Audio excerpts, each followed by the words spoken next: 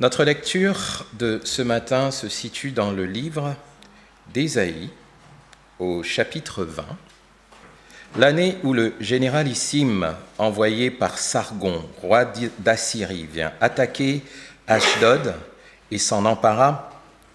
L'Éternel parla par l'intermédiaire d'Ésaïe, fils d'Amoz. Il dit : « Va, détache l'habit de toile de sac qui couvre tes reins et retire tes sandales. » Le prophète obéit et se promena nu et déchaussé. L'Éternel dit alors : « Mon serviteur Ésaïe a marché nu et déchaussé pendant 3 ans pour servir de signe et de présage au sujet de l'Égypte et de l'Éthiopie. Ainsi, le roi d'Assyrie amènera en déportation des captifs égyptiens et éthiopiens, des jeunes et des vieillards, nus et déchaussés, et les reins découverts, à la honte de l'Égypte. Et tous ceux qui avaient mis leur confiance en l'Éthiopie et se faisaient une fierté de l'Égypte seront terrifiés et couverts de honte. Les habitants de ces régions du littoral diront en ce jour-là : voilà à quoi en sont réduits ceux auprès de qui nous espérions nous réfugier pour trouver de l'aide et du secours contre le roi d'Assyrie. Et nous maintenant, comment échapperons-nous ? C'est ici le texte de notre méditation du jour. Un texte pour le moins énigmatique, c'est le moins qu'on puisse dire. Et le titre de cette prédication, c'est « Compter sur lui seul ». Compter sur lui seul. Alors depuis quelques années déjà, l'actualité internationale nous montre différentes choses qui se répètent presque chaque mois. On voit à peu près la même scène. Un pays en menace un autre. Les nations voisines cherchent en urgence des nouveaux alliés, de nouvelles garanties de sécurité. Des coalitions se forment, des promesses de soutien sont données. Et parfois, ces alliances tant espérées se révèlent plus fragiles, plus lentes et plus décevantes que prévues une fois que la crise est arrivée. Et c'est un peu le contexte de ce que nous avons dans ce texte, si nous regardons bien. En fait, ce phénomène n'a rien de nouveau que nous connaissons aujourd'hui. En fait, il y a près de 2700 ans, la petite nation de Juda, elle vivait exactement la même angoisse. L'empire assyrien, il venait d'écraser la ville voisine d'Ashdod. La menace se rapprochait et l'opinion la plus rationnelle, ou l'option la plus rationnelle, et qui était la plus évidente pour toute la cour de Jérusalem, c'était qu'il fallait aller chercher des alliés, un allié assez puissant pour rivaliser contre la Syrie. Et à cette époque-là, la nation de Juda pense à l'Égypte et à l'Éthiopie. Nous-mêmes, aujourd'hui, nous connaissons des tentations qui sont similaires et sous plusieurs formes. Lorsque la pression monte, qu'elle soit géopolitique, militaire, financière, professionnelle, relationnelle ou sanitaire, notre réflexe le plus naturel n'est-il pas d'aller d'abord chercher un appui visible et rassurant avant même de nous tourner vers Dieu? Et c'est dans ce contexte de tension que Dieu va faire quelque chose d'inattendu il va faire quelque chose d'inattendu pour Juda. Il ne va pas donner une stratégie militaire alors qu'ils ressentent cette pression militaire. Il ne va pas leur donner une stratégie militaire, mais il va demander quelque chose d'assez étrange à son prophète. Il va lui demander de se déshabiller, de marcher pieds nus dans les rues de Jérusalem, et ça pendant 3 ans. Pourquoi donc un geste aussi étrange ? À un moment où Juda a besoin, semble-t-il, de bien autre chose. Alors, je sais qu'il n'échappe à personne que Dieu n'est pas en train de faire la promotion d'aller à la plage, etc. Ce n'est pas de ça qu'il s'agit. Il y a juste quelque chose d'insolite qu'on ne comprend pas. Eh bien, vous savez, le chapitre de Ésaïe 20 qu'on vient de lire pose également une question dérangeante, mais salutaire. Et cette question, c'est la suivante. Que fait Dieu pour que tu comptes sur lui seul? Et dans cet exposé que je vous propose ce matin, on va voir que Dieu répond ou il réagit de 3 manières pour que tu comptes sur lui seul. La première, c'est que Dieu dérange pour interpeller. La deuxième, c'est que Dieu dévoile pour persuader. Et la troisième, c'est que Dieu appelle pour protéger.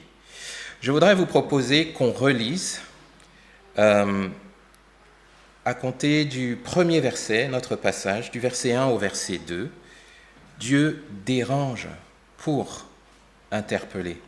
Voici ce qui est dit au verset 1. L'année où le généralissime, ou encore le général en chef envoyé par Sargon, vous avez dans certaines versions Sargon II, le roi d'Assyrie, vint attaquer Ashdod et s'en empara. L'Éternel parla par l'intermédiaire d'Ésaïe, fils d'Amoz. Il dit, va, détache l'habit de toile de sac qui couvre tes reins et retire tes sandales. Le prophète obéit et se promena nu et déchaussé. Dieu dérange pour interpeller. En fait, il y a plusieurs choses que nous devons considérer ici, que je vais tâcher d'éclaircir dans quelques instants. En fait, on voit que pendant cette année où le roi d'Assyrie attaque Ashdod, nous sommes en 711 environ avant Jésus-Christ, donc 8e siècle avant Jésus-Christ. Ashdod, donc, c'est une ville philistine qui est à côté de Juda. Historiquement, pour ceux qui ont lu le livre de Josué, Ashdod, c'était une ville dont Israël devait prendre possession. Ils ne l'ont pas fait, les Philistins sont restés là. Et Israël a de longue date désobéi à Dieu ou obéi partiellement. Et Israël est dans un contexte où il y a de plus en plus de menaces extérieures. Et donc, un roi puissant arrive attaquer la ville d'à côté. Et il s'en empare. Donc, ça installe une urgence géopolitique bien réelle aux portes du royaume de Juda. Dit en d'autres termes, le pays voisin est attaqué par une grande puissance. Comment on réagit? Où est-ce qu'on va trouver du secours? Où est-ce qu'on va trouver notre sécurité, sachant que les voisins d'à côté ont été assaillis, envahis par une grande puissance? C'est le contexte de Juda dans ce passage. C'est dans ce climat que le texte rapporte un fait simple et presque brut. L'Éternel parle à Ésaïe et lui ordonne de détacher l'habit de toile et de sac qui couvre ses reins et de retirer ses sandales. Le prophète obéit sans un mot, très surprenant, et il se promène nu et déchaussé. Pour bien saisir en fait la portée de ce geste, qui effectivement est très étonnant, il faut savoir que Ésaïe portait ce vêtement de sac. Ça avait une signification, c'était son habit habituel de deuil et d'intercession. L'habit représentait le fait que Ésaïe intercédait régulièrement pour le peuple de Juda. Et le peuple était habitué à le voir comme ça. Donc, c'est celui d'un prophète, qu'un prophète revêt pour porter son peuple devant Dieu, pour porter la détresse de son peuple devant Dieu. Autrement dit, le peuple de Juda n'est pas déjà dans un bon niveau de relation avec Dieu. Et tout d'un coup, lui demander d'ôter cette marque, d'ôter en fait cet habit, en fait ça marque un genre de basculement que personne ne comprend. Les gens savent qu'il y a un représentant qui prie, qui porte le peuple devant Dieu, et puis tout d'un coup, il change d'attitude, brutalement. Ce basculement radical du deuil silencieux est digne vers une exposition humiliante et publique. Un truc que personne ne comprend. Pourquoi il fait ça, Ésaïe? Et ça met en lumière quelque chose que Dieu génère exprès. Il stimule, si vous voulez, la difficulté la difficulté qu'éprouve le peuple d'Israël, c'est une difficulté qui est immédiate et double. D'abord, ils ne comprennent pas le changement d'Ésaïe, comme je l'ai dit. Et puis aussi, il y a une forme de perte de repère. Le prophète, c'est quelqu'un qui est respectable, mais tout d'un coup, il se transforme en un personnage honteux. Et ils attendent peut-être une réaction de Dieu, mais tout sauf un message comme celui-là. Qu'est-ce que Dieu peut vouloir dire au peuple alors qu'il y a quelque chose de sérieux qui se passe autour de nous? Il y a la guerre autour de nous, il y a des bombardements ou alors des gens qui sont assaillis, tués parmi nos voisins. Et puis ça, c'est le message que Dieu envoie. Une stupeur. Ici, ce passage montre la difficulté quant à la perception de la pertinence d'un signe que Dieu envoie et qui semble hors sujet face à une crise qui est bien réelle. On a l'impression que Dieu ne répond pas aux problèmes auxquels on fait face. Ils sont dans cet état d'esprit judaïque. Ils disent, mais Dieu et son prophète, mais vraiment, on ne les comprend pas là. On s'attendait à ce qu'il nous donne une parole de consolation, mais rien à voir. Qu'est-ce qui se passe? Mais en réalité, pourquoi Dieu procède ainsi? Parce que Dieu veut faire quelque chose auprès de Juda et auprès des auditeurs ou des spectateurs d'Ésaïe. Il veut mettre en lumière l'état de cœur du peuple de Juda. Si Dieu doit recourir à un signe aussi extrême et aussi décalé, c'est que, en fait, la parole ordinaire qu'il avait l'habitude de leur adresser ne suffit plus à attirer l'attention du peuple de Dieu. Toutes les paroles que Dieu a prononcées avant, ils se sont montrés insensibles. Alors Dieu a décidé de les déranger, de les choquer, de leur parler différemment. Si vous lisez par exemple dans le livre d'Ésaïe au chapitre 6, du verset 9 à 10, Dieu a annoncé déjà à Ésaïe que le peuple entendra sans comprendre. Il met déjà en lumière qu'il y a un problème avec l'écoute du peuple. Dans Ésaïe 7, du verset 10 à 14, le roi Achaz, ou Akaz si vous préférez, a refusé que Dieu lui donne un signe. Et c'est dans ce contexte-là que Dieu dit « Moi-même, je vais vous donner un signe. Voici, la jeune fille sera enceinte. » Vous connaissez ce fameux verset. La jeune fille sera enceinte, on l'appellera... donc il annonce en fait la venue d'un Messie. Mais à la suite de ce que Dieu annonce comme signe, il parle aussi de ce qui va se passer avec le roi d'Assyrie. Et le chapitre 20, qu'on est en train de lire, s'inscrit dans la continuité de ces épisodes où le peuple de Juda n'écoute pas ce que Dieu a à lui dire. Dieu lui parle simplement, le peuple ne fait pas attention. Maintenant, Dieu décide de changer de registre. Il va parler de manière choquante. Ça met quand même en lumière un principe. C'est ce que vous voyez en bas de cette diapo, c'est que Dieu, lui, il ne se retire pas même si vous ne l'écoutez pas. Lorsque Dieu a décidé, alors qu'il a une alliance avec vous, lorsqu'il a une alliance avec son peuple, il ne se retire pas définitivement. Il insiste, il redouble d'efforts pour que le cœur endurci l'entende. C'est ce que nous montrent ces deux premiers versets. Dieu a choisi un signe pour se faire entendre ou pour capter l'attention de son peuple. Ça fait un peu penser à un phénomène, auquel je crois que plusieurs d'entre nous sont familiers. Je ne sais pas si ça vous est déjà arrivé. Il y a un petit appareil qui se tient parfois au bord du lit. Et puis, tout d'un coup, le matin, il se met à sonner. On appuie sur la touche et puis on se rendort. Et puis, il sonne un peu plus fort. Un peu plus tard, on appuie encore et puis on se rendort. Et puis, il sonne de plus en plus fort. Et puis, ça devient impossible de continuer de dormir. Tellement le signal est dérangeant. C'est la fonction de ce que Dieu fait ici. C'est un réveil par rapport à la surdité spirituelle du peuple de Juda. Il fait de son prophète un signe pour capter l'attention parce que le peuple est devenu sourd. Le peuple n'écoute plus. Et si vous vous souvenez, si vous avez lu le Nouveau Testament, Jésus fait pareil lorsqu'il parle en parabole. Ses disciples vont lui demander, « Mais pourquoi est-ce que tu parles en parabole ?» Alors Jésus va leur expliquer pourquoi il parle en parabole, et il leur dit, à un moment donné, ça se trouve dans Matthieu 13 au verset 15, « Ce peuple est devenu insensible. Ils ont fait la sourde oreille, ils se sont bouchés les yeux. » Et à un moment donné, lorsque on n'écoute pas les signaux ordinaires de Dieu, Dieu choisit maintenant de parler de façon extraordinaire.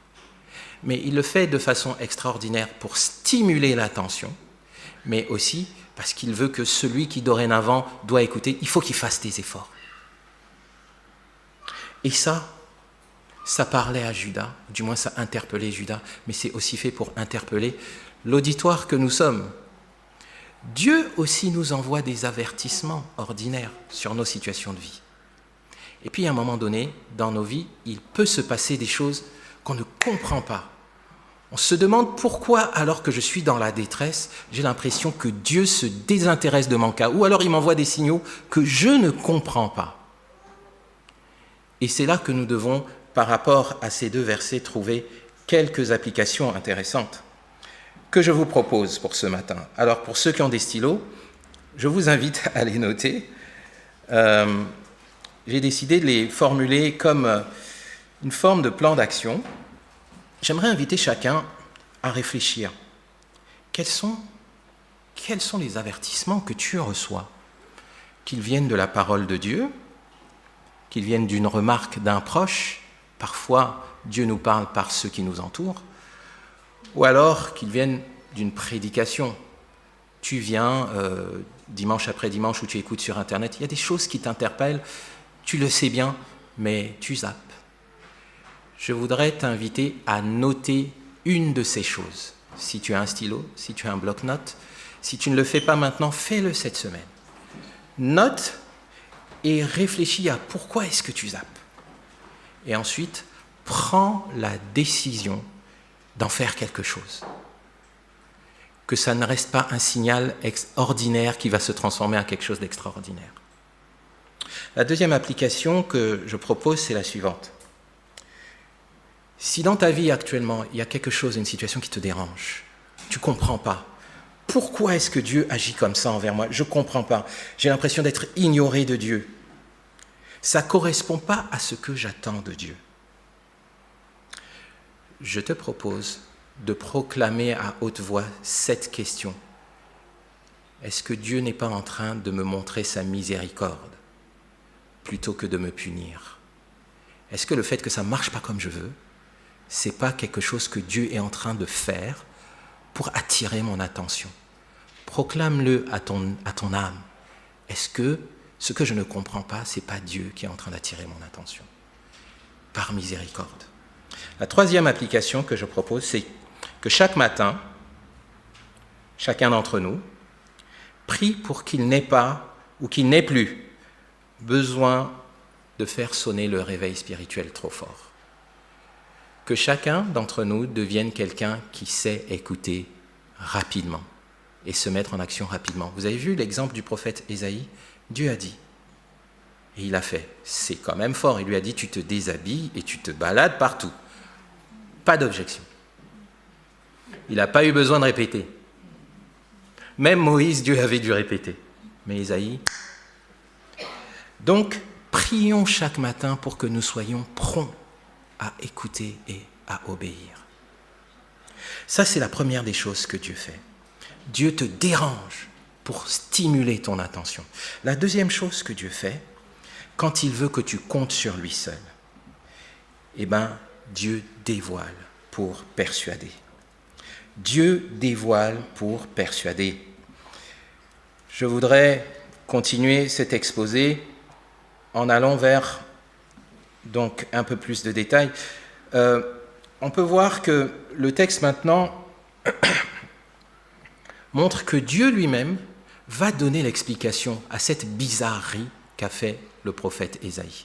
Lui-même, il explique, il interprète le signe qu'il vient de faire accomplir, et il dit « Mon serviteur Ésaïe a marché nu et déchaussé pendant 3 ans pour servir de signe et de présage au sujet de l'Égypte et de l'Éthiopie. » Et il annonce l'événement concret que ce signe préfigure. En fait, l'événement concret que le comportement d'Ésaïe préfigure, c'est quoi? C'est que le roi d'Assyrie emmènera en déportation les captifs égyptiens et éthiopiens, jeunes et vieux, nus et déchaussés, les reins découverts, à la honte de l'Égypte. Ésaïe s'est promené nu et déchaussé, tout comme l'Égypte et les Égyptiens et les Éthiopiens seront emportés de chez eux, nus et déchaussés. Et en fait, Dieu explique cela parce qu'il veut nous donner quelque chose de particulier, du moins à Juda, ce qu'il appelle un signe et un présage. Autrement dit, un signe et un présage, c'est dans le vocabulaire prophétique quelque chose qui atteste que ce que le prophète a dit est vrai. Il donne quelque chose à quoi on va s'accrocher pour reconnaître que la parole qui a été donnée est vraie. Lorsque vous regardez par exemple dans l'Évangile selon Jean montre au moins 8 signes pour nous montrer que Jésus est bien le Fils de Dieu. Ces signes, ce sont des miracles. Il y a une façon dont Dieu va se comporter ou dont son prophète va se comporter qui va constituer la preuve que ce qui est dit de la part de Dieu est juste. Et ici, Dieu dit des choses d'avance pour que quand elles se réalisent, on comprenne que sa parole était vraie. Si vous vous souvenez, si vous avez lu l'Évangile selon Jean, c'est exactement comme ça que Jésus aussi procède avec les disciples. Il dit, je vous dis ces choses maintenant pour que quand elles arrivent, vous sachiez que moi je suis et que. En fait, il dit les choses d'avance comme preuve de l'authenticité de sa parole. C'est le rôle d'un signe et d'un présage. Il dit d'avance et il authentifie. Et donc, ça c'est une des choses que Dieu veut faire pour Juda. Donc, il dévoile le sens de cet acte qui paraissait au départ étrange. Et il faut aussi remarquer qu'il y a quelque chose entre le verset 3 et le verset 4, c'est que, donc, le prophète a déjà accompli quelque chose, mais le verset le plus important de ce passage, c'est le verset 4, parce qu'il dit pourquoi Dieu a fait faire tout ça à son prophète. Il veut annoncer quelque chose qui va arriver aux Égyptiens et aux Éthiopiens. Et là, ça touche à quelque chose, c'est la conviction du peuple de Juda. Tout à l'heure, Dieu confrontait leur perception de la réalité. Là, maintenant, il est en train de confronter leur conviction par rapport à l'interprétation de la réalité. Dit autrement, pour les gens de Juda, ils voient une armée qui les attaque. Il leur paraît évident qu'il faut répondre à l'armée, ou du moins à la menace extérieure, par une puissance militaire. Et pour eux, cette puissance militaire, la seule puissance militaire, c'est l'Égypte et l'Éthiopie. Mais Dieu est en train de leur dire, c'est pas un bon plan. Ils voient bien que l'Égypte et l'Éthiopie sont équipés pour combattre la Syrie. Mais Dieu leur dit, n'y allez pas, c'est pas un bon plan. Ce à quoi ils sont confrontés, c'est être convaincus que ce que Dieu leur dit est vrai, alors qu'ils n'en ont pas encore la preuve. On n'a pas encore montré que l'Égypte et l'Éthiopie ne feront pas l'affaire. Dieu demande à être cru sur parole. Il leur dit, ce sur quoi vous comptez, ça ne va pas le faire, ça ne va pas marcher. Mais croyez-moi. Et ça, c'est un vrai défi, de garder sa conviction quand les circonstances actuelles nous disent un message contraire au message de Dieu. Ça, c'est la difficulté du peuple de Juda à ce moment-là. Et ça révèle aussi un état de leur cœur. Si on lit dans les chapitres qui vont suivre plus loin, dans le livre d'Ésaïe, au chapitre 30 et 31, on verra que dans la cour de Juda, la cour de Jérusalem, il y en avait beaucoup qui étaient déjà, passez-moi l'expression, chaud patate pour aller faire des traités avec l'Égypte et avec l'Éthiopie. Qu'est-ce que ça révèle sur l'état de leur cœur? En fait, l'objet de leur confiance avait déjà changé, c'était déjà plus Dieu. C'était en fait des puissances humaines, des puissances extérieures. Ils privilégiaient des relations horizontales, ils n'avaient déjà que faire de leurs relations verticales avec Dieu. Lorsque Dieu confronte leurs convictions, il met aussi en lumière l'état de cœur de Judas qui n'est déjà plus attaché ou qui ne place plus toute son espérance en le Dieu d'Israël. C'est pour ça qu'il révèle ces choses, mais il ne les révèle pas pour les condamner. Il les révèle pour les persuader qu'il faut faire autrement. Il leur dit d'avance. Et le principe est là, c'est ce que vous voyez en bas de cette diapo, c'est que Dieu dévoile l'échec certain de nos plans de secours avant que nous n'en ayons fait l'expérience. C'est vraiment par miséricorde et par amour que Dieu te dit d'avance, n'y va pas, ça ne va pas marcher. Il le dit d'avance. Et c'est précisément pour nous persuader de ne pas nous y engager. Alors, je crois qu'on a tous pratiquement fait déjà l'expérience de recevoir un avertissement de quelqu'un qui est plus informé que nous, avant même qu'on ait reçu la preuve. Ça peut être nos parents qui nous disent « ne va pas jouer avec le feu, sinon… » des choses comme ça. Mais j'aimerais vous prendre un exemple encore plus parlant, qui se rapproche, on va dire, un peu plus de ce contexte. Je crois que vous avez tous entendu parler de l'entreprise, tous peut-être pas, les plus jeunes peut-être pas, il y en a qui n'étaient pas là en 2001, mais peut-être que vous en avez entendu parler à l'école, l'entreprise Enron, qui était un géant américain de l'énergie, et qui a été élue pendant plusieurs années l'entreprise la plus innovante d'Amérique, par le magazine Fortune. Donc tout le monde faisait la pub de Enron. L'action ne cessait de monter, les dirigeants tenaient un discours de croissance rassurant et personne à l'époque ne pouvait deviner que l'entreprise dissimulait des dettes colossales derrière des montages financiers complexes. À cette époque-là, un ami analyste financier aurait été capable de dire que ce que la plupart des gens ne savaient pas sur Enron. Il aurait été capable de déchiffrer et il aurait été capable d'avertir avant l'effondrement de l'entreprise, parce que c'est ce qui s'est produit. Contre toute évidence visible du moment, en fait, l'entreprise, quelques mois plus tard, s'est effondrée. Elle a entraîné avec elle des milliers d'employés, leurs salaires et leurs retraites. À l'époque, les gens, ils investissaient énormément. Ils mettaient leur confiance en Enron, ça c'est une valeur sûre. Voilà, on met tout ce qu'on a parce qu'on aura une excellente retraite. Et puis tout a dégringolé en quelques mois. Personne ne s'en doutait. C'est exactement la démarche que Dieu a vis-à-vis de Juda. Ils ont l'air forts, ils ont l'air puissants, l'Égypte. Mais moi, je vous dis, n'y allez pas. Moi, je vois dans l'invisible. Moi, je vois ce que vous ne voyez pas. N'y allez pas. Et là, ceux qui se disent « mais c'est pourtant le coup du siècle, il faut le faire !» Là, il faut faire confiance à Dieu. Il faut être convaincu que sa parole, c'est ça qui est la vérité. C'est ça le défi auquel Dieu confronte le peuple de Juda. C'est exactement ça. Il leur dit « eux, ils vont finir nus et déchaussés, exactement comme mon prophète. » Alors, c'est aussi quelque chose pour nous, qui nous parle à nous, c'est qu'il se peut que nous aussi, il y ait des choses qui nous interpellent, des choses qui stimulent notre besoin de sécurité. Et on a peut-être tendance à vouloir chercher nos sécurités dans certaines choses. Alors j'aimerais proposer, à la lumière de ce petit passage, du verset 3 au verset 4, quelques applications aussi pour chacun d'entre nous. Pense à un projet qui te tient à cœur, donc quelque chose qui n'est pas encore réalisé, ou encore à une situation difficile qui prend du temps à être résolue.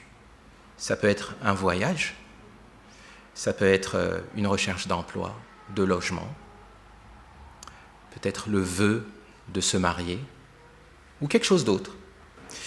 Écris quelque part comment tu comptes résoudre le problème. C'est quoi ton plan pour arriver à tes fins? soit pour ton projet, ou alors pour résoudre cette difficulté. Et une fois que tu as fait ça, réfléchis à qui tu connais qui est plus avisé que toi et qui va regarder ton plan et te dire s'il a des failles. Est-ce que tu vas être réceptif pour écouter celui qui est plus avisé que toi dans la parole, par exemple, ou dans ton entourage, qui va te dire « Ici, je pense que tu te trompes, tu ne devrais pas faire ça, parce que la parole de Dieu dit. » Est-ce que tu vas écouter ? Est-ce que tu vas te laisser convaincre par la parole ? Ou alors, est-ce que tu vas t'entêter ? Écris ton projet, ou alors la situation que tu as du mal à résoudre. Réfléchis à comment est-ce que tu penses la résoudre et expose-la à quelqu'un que tu penses avoir de l'expérience ou être plus avisé que toi. Ou demande au Seigneur, mais cherche quelqu'un avec qui en parler. Et regarde comment tu réagis. Est-ce que tu te laisses convaincre ? Pour ce même projet ou cette même difficulté, je t'invite à choisir une promesse de la Bible. Par exemple, ça peut être le psaume 37, verset 5 qui dit « Confie ton sort à l'Éternel, mets en lui toute ta confiance, et il agira. » Et ce verset, si ce n'est pas celui-là, tu prends celui qui te convient, répète-le. Lorsque tu penses à ton problème, lorsque tu penses à ton projet, répète cette promesse de Dieu. Répète-la à ton âme. Et enfin, dans ce même domaine, qu'il s'agisse d'une difficulté ou d'un projet, fixe-toi un moment concret. Prends des rendez-vous avec le Seigneur, où tu vas répéter à Dieu, « Seigneur, je te fais confiance par rapport à ce que tu as dit dans ta parole. Moi, j'avais prévu ça, mais je fais confiance à ce que toi, tu dis. » Voici donc quelques applications que je propose. Et pour terminer, nous allons passer au troisième point, qui est non des moindres. C'est le suivant. Ce que Dieu fait pour que tu comptes sur lui seul, une fois qu'il t'a dérangé, une fois qu'il a stimulé ta conviction. En fait, Dieu appelle. Dieu appelle et il appelle pour protéger. Le texte rapporte maintenant la conséquence. Ceux qui avaient placé leur confiance dans l'Égypte et l'Éthiopie, en fait, ils seront, dit le texte, il prédit qu'ils vont être terrifiés, ils vont être couverts de honte, confus, parce que ceux sur qui ils comptaient, finalement, ne vont pas honorer leur espérance. C'est ce que dit le texte. Il dit « Et les habitants du littoral, témoins de cet effondrement, ils tiennent un discours de détresse. Voilà en quoi sont réduits ceux auprès de qui nous espérions nous réfugier. Et nous maintenant, comment échapperons-nous ? Cette honte n'est pas arbitraire. Le texte donne explicitement la cause. Elle suit nécessairement l'effondrement de l'objet même en qui on s'était confié. En langage plus clair, les gens auront honte parce qu'ils n'ont pas placé leur confiance au bon endroit. C'est ce que dit ce texte. Et on peut voir quelque chose qui n'est pas des moindres dans cette dernière partie, c'est comment est-ce que les gens se lamentent. Regardez bien encore une fois. Voilà en quoi sont réduits ceux auprès de qui nous espérions nous réfugier. Et nous maintenant, comment échapperons-nous ? Dans leur lamentation, où se trouve Dieu ? Il n'y a aucune mention de Dieu. Et en plus, ça se termine, ce passage, sur une question ouverte. La difficulté très claire ici que ce passage met pour ce qui concerne les premiers auditeurs, et qui peut nous concerner nous aussi, c'est le fait de renoncer de façon anticipée à quelque chose qu'on pense qu'il va devoir s'effondrer. Ça coûte de dire « moi j'avais prévu ça », mais finalement j'y renonce. Parfois on t'a convaincu que ton plan là c'est pas un bon plan. Tu dis oui c'est vrai, mais tu y es quand même attaché. Tu avais dit que tu allais faire comme ça. Ça coûte de faire volte-face. moi j'avais décidé que c'est ce garçon que j'allais épouser. Mais on t'a montré que c'est pas bon, il faut pas aller là-bas. Oui, mais je suis déjà attaché sentimentalement, émotionnellement. C'est une difficulté de dire, oui, c'est vrai, c'est pas la bonne chose à faire. Parfois, on est tellement engagé. Et là, c'est la difficulté. Il y a une difficulté de prendre une décision d'avance. Il faut prendre la bonne. Il ne faut pas chercher à décider dans l'urgence, mais il faut décider d'avance. C'est le défi qu'il y a ici. Le peuple de Juda devait décider d'avance de ne pas se fier à l'Égypte, de renoncer à l'Égypte. Et non pas de le faire au moment où ils constateraient que l'Égypte et l'Éthiopie sont en train d'être emportés par la Syrie. Et ça, ce principe est important. C'est qu'en fait, ce qu'on voit dans ce texte, c'est comme si le texte tendait un miroir à l'auditoire, pour que lui-même réponde à la question « Qu'est-ce que tu vas faire ? Comment échapperons-nous » C'est une question que l'auditeur se pose lui-même. Je vais faire quoi ? Je vais continuer de compter sur mes propres plans ou je vais trouver une solution ailleurs ? Ailleurs, c'est qui ? C'est comme si, en fait, l'histoire se retournait contre les auditeurs. Et c'est très intéressant, ça, parce qu'il y a quelque chose de pédagogique qu'il y a ici, que nous faisons dans la vie de tous les jours. Je pense qu'il y a une image qui, pour vraiment réaliser ce qui se passe ici, qui peut être très parlante. Je crois que vous avez tous déjà assisté à un exercice de prévention contre les incendies. Je ne sais pas, vous êtes dans un immeuble, il y a la sirène, et puis tout le monde sort.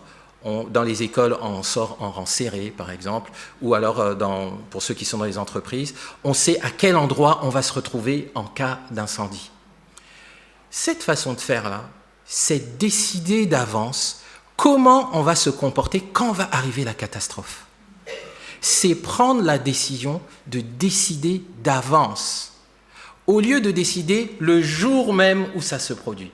C'est ce que veut faire le Seigneur ici vis-à-vis de Juda. Il les met en face d'une décision. Décidez maintenant ce que vous allez faire. N'attendez pas que ce soit la catastrophe. C'est exactement la pédagogie du Seigneur ici.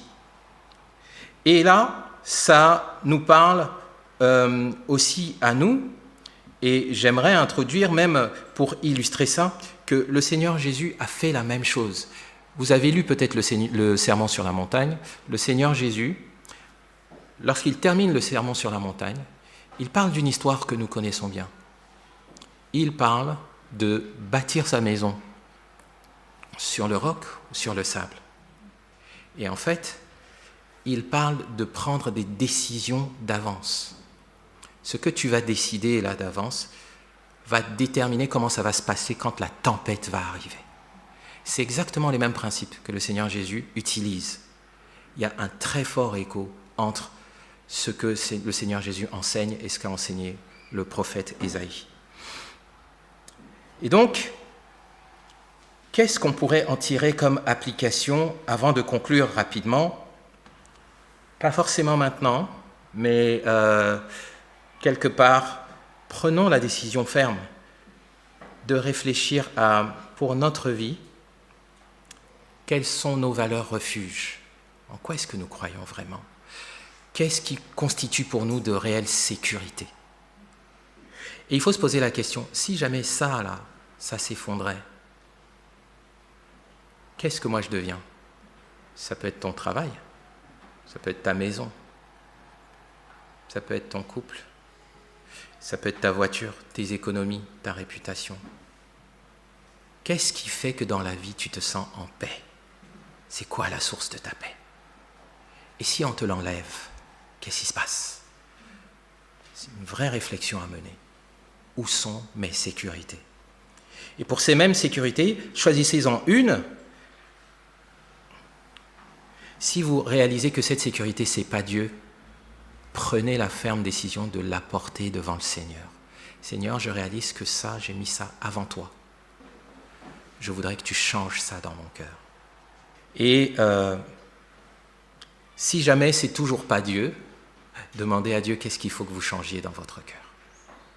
Voilà les 3 applications que je propose.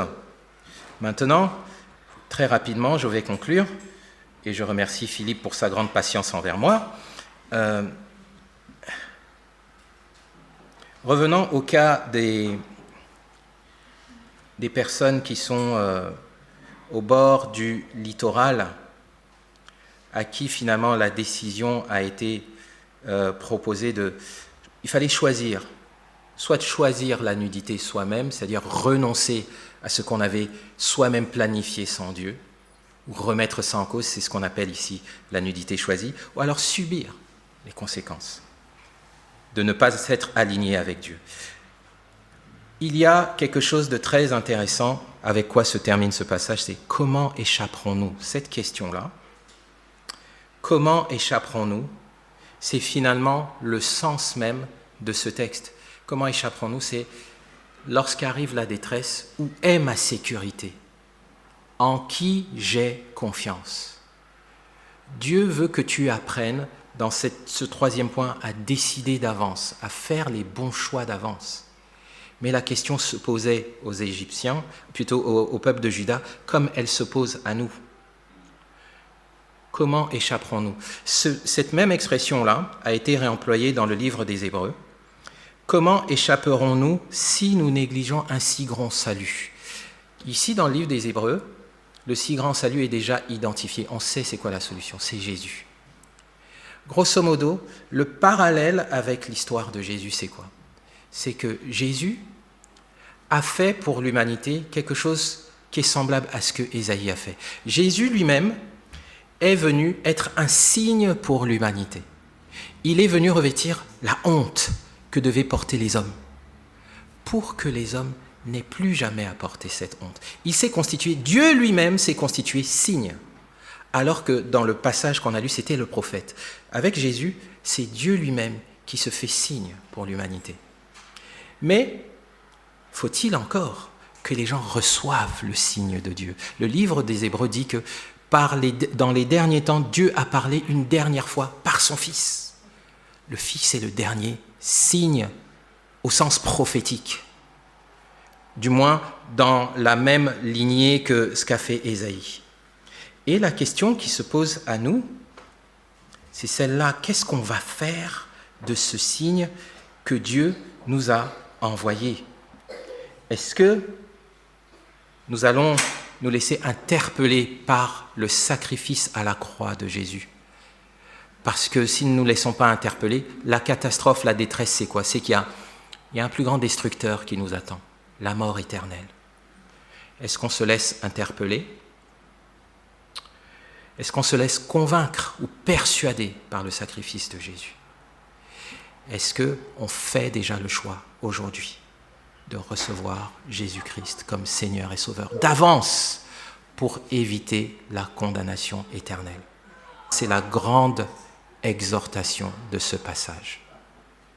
Amen.